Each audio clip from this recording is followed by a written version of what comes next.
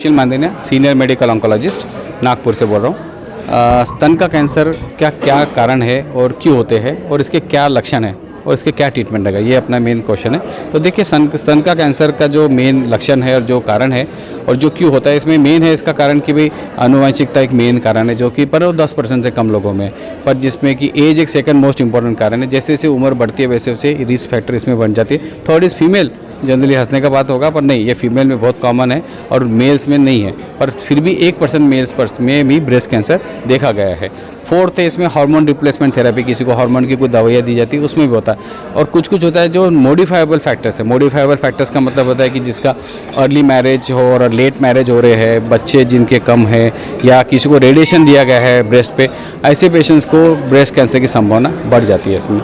अगर हम सिम्टम्स की बात करें या जो उसके लक्षण की बात करते हैं, तो मेन जो लक्षण है इसमें वो है स्तन में गांठ होना। जनरली ये गांठ पर इसको लोग नज़रअंदाज कर देते हैं स्तन की गांठ को, और ये गांठ लगातार बढ़ रही है या निप्पल में से खून जा रहा है, निप्पल अंदर की तरफ हो गया है, स्किन पे अल्सर आ गए हैं, लाल चट्टे आ रहे हैं चमड़ी पे, बगल में गांठ हो रही है, तो ये संभावना ब्रेस्ट कैंसर की या स्तन के कैंसर की हो सकती है।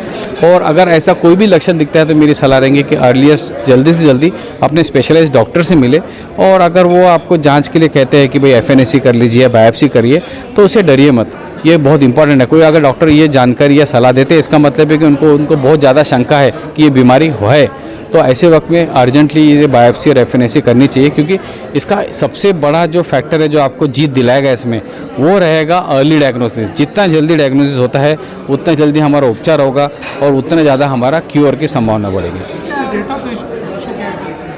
डेथ रेशियो, अगर हमारा इंडिया में डेथ रेशियो देखें तो ये जो फिगर बता रहा हूँ मैं, हर साल 1,78,000 केसेस है, पर हर साल 90,000 कैंसर के ब्रेस्ट कैंसर के डेथ भी है।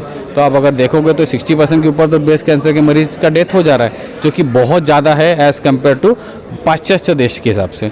तो हमारा इसका जो मेन कारण है कि हमारे देश में डेथ रेट इतने ज़्यादा क्यों है, तो मेन जो कारण देखा गया इसमें यह है लेट डायग्नोसिस। और जब पेशेंट आते हैं तो उसका स्टेज ऑलरेडी स्टेज 3 स्टेज 4 पे होता है। ये क्यों होता है? क्योंकि कई जो इम्पोर्टेंट समय होता है जब पेशेंट को डायग्नोसिस और ट्रीटमेंट के बीच का, उस समय पेशेंट भटक जाता है और कुछ अलग ट्रीटमेंट ले लेता है, उसके कारण काफ़ी लेट हो जाते हैं। तो मेन जो ट्रीटमेंट है उसका होता है सर्जरी, और किसी पेशेंट में कीमो है, किसी में रेडिएशन की भी ज़रूरत होती है। तो सर्जरी बहुत इंपॉर्टेंट ट्रीटमेंट है, और हो सके तो जब तक इसको कैंसर के जो सर्जन है वो करते हैं तो उसके रिजल्ट्स काफ़ी बेहतर रहते हैं।